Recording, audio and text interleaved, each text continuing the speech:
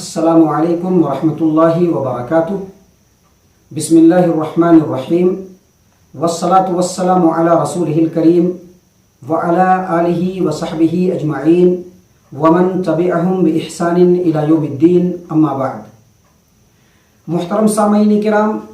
ہمارے سامنے ایک سوال موجود ہے۔ سوال کے کرنے والے ہمارے معزز بھائی نے سوال یہ کیا ہے کہ بھینس کی قربانی کا شریعت میں کیا حکم ہے؟ کیا ہم بھینس کی قربانی کر سکتے ہیں؟ قرآن و حدیث کی روشنی میں اس کا جواب عنایت فرمائیے۔ والقلم وما يسطرون ما أنت بنعمة ربك بمجنون۔ ہمارے سوال کے کرنے والے معزز بھائی اور اس جواب کے سننے والے تمام سامعین کرام، سب سے پہلے قرآن و حدیث کے دلیل کی روشنی میں، جو قرآن و حدیث کی واضح دلیلیں ہیں، اس کی روشنی میں ہم کون کون سے جانور کی قربانی کر سکتے ہیں، اس کے بارے میں سن لیجئے۔ اللہ تبارک و تعالیٰ قرآن کریم سورۃ الحج آیت نمبر 28 میں فرماتے ہیں وَيَذْكُرُ اسْمَ اللَّهِ فی ایام معلومات علی ما رزقہم من بہیمۃ الانعام فکلوا منها واطعموا البائس الفقیر۔ اور جو چوپائے جانور اللہ تبارک و تعالیٰ نے ان کو عطا کیے ہیں، ان جانوروں پر مقرر دنوں میں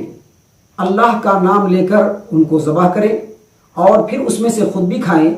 غریبوں اور تنگدستوں کو بھی کھلائیں۔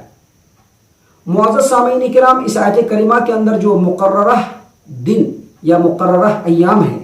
اس سے مراد عام مفسرین نے قربانی کے ایام، یعنی جن دنوں میں قربانی کی جاتی ہے وہ دن مراد لیے ہیں۔ اور بہیمۃ الانعام، جس کو ہم چوپایا جانور کہتے ہیں،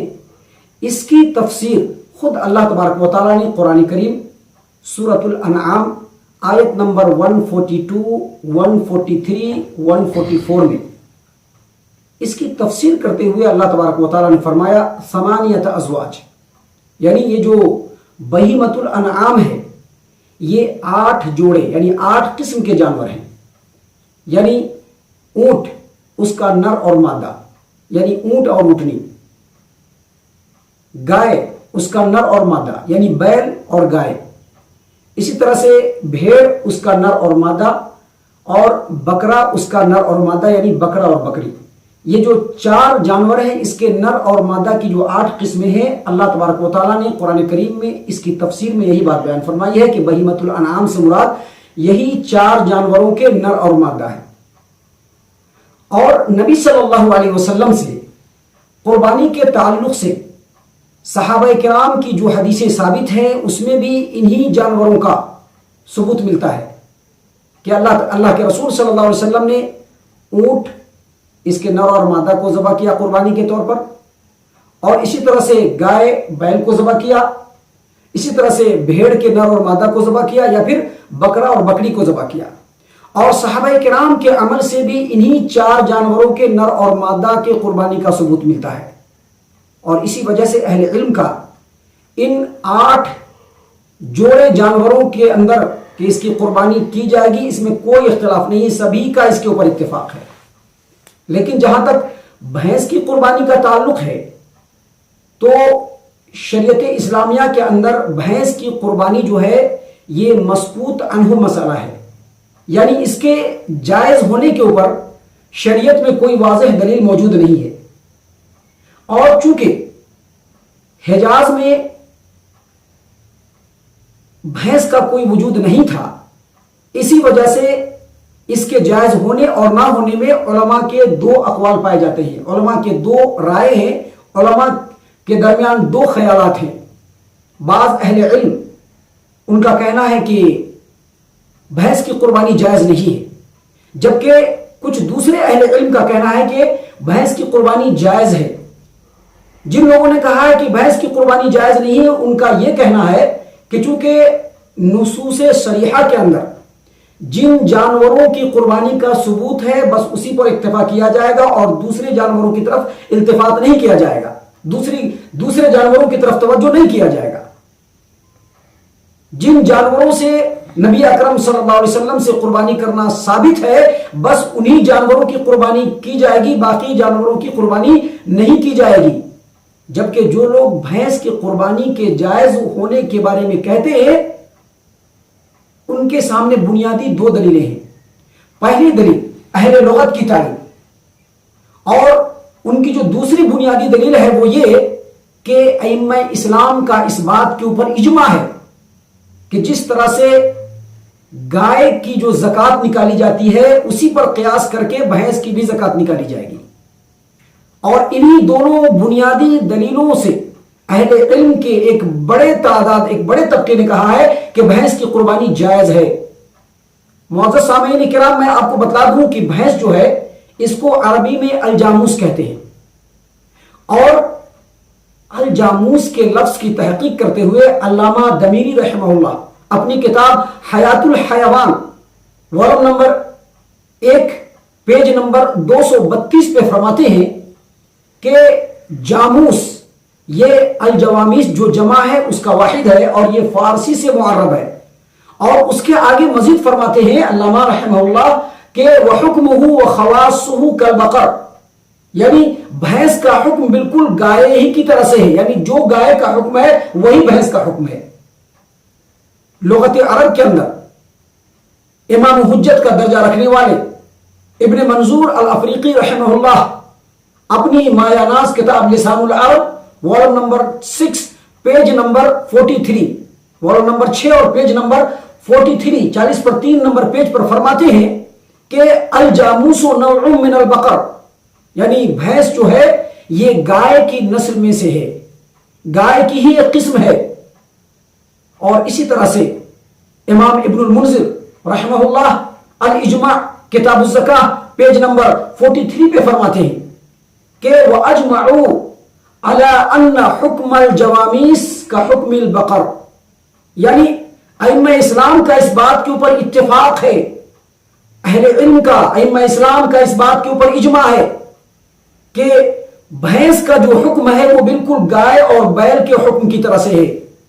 اور امام دار الہجرہ امام مالک رحمہ اللہ اپنی مایاناز کتاب الموطا کے اندر فرماتے ہیں کہ جس طرح سے گائے کی زکوٰۃ نکالی جائے گی اسی طرح سے بھینس کی بھی زکوٰۃ نکالی جائے گی۔ اور امام ابن قدامہ رحمہ اللہ اپنی کتاب المغنی والم نمبر 2 پیج نمبر 240 مسئلہ نمبر 1711 نمبر مسئلہ میں فرماتے ہیں کہ اس مسئلے کے اندر یعنی بھینس کی جو زکوٰۃ ہے وہ بالکل گائے پر قیاس کیا جائے گا کہ جتنا گائے کے اوپر زکوٰۃ نکالنا ہے اتنا بھینس پر بھی زکوٰۃ نکالنا ہے۔ اس مسئلے کے اندر میرے علم کے مطابق کوئی اختلاف نہیں ہے۔ تو آپ نے دیکھا کہ اہل لغت اور ائمہ اصول نے واضح طور پر اس بات کا ثبوت دیا ہے اور اس بات کو واضح کیا ہے کہ بھینس جو ہے یہ بالکل گائے کے ہی مثل ہے،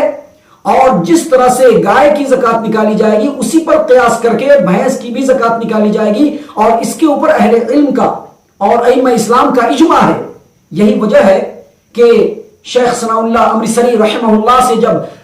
پوچھا گیا ایک سوال کہ بھینس کی قربانی کر سکتے ہیں یا نہیں کر سکتے ہیں، تو انہوں نے واضح طور پر فتاوی ثنائیہ کے اندر لکھا ہے کہ بھینس کی قربانی کے جائز ہونے کے اوپر سنت رسول سے کوئی دلیل نہیں ہے، اور اسی طرح سے صحابہ کرام رضوان اللہ علیہم اجمعین کے عمل سے بھی اس کے جواز کا ثبوت نہیں ملتا ہے۔ البتہ اگر بھینس کو گائے کے جنس سے مانا جائے، گائے کی نسل سے مانا جائے اور بہیمۃ الانعام کے عموم پر نظر ڈالی جائے تو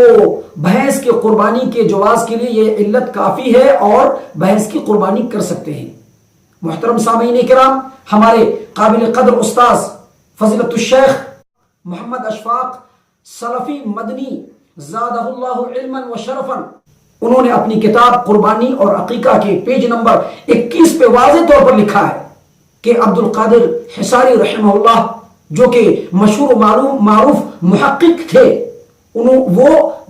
بھینس کی قربانی کے جواز کے قائل ہیں. اس کے بالمقابل محدث عبداللہ روپڑی رحمہ اللہ یہ عدم جواز کے قائل ہیں. اس کے بعد مزید لکھتے ہیں شیخ موصوف حفظہ اللہ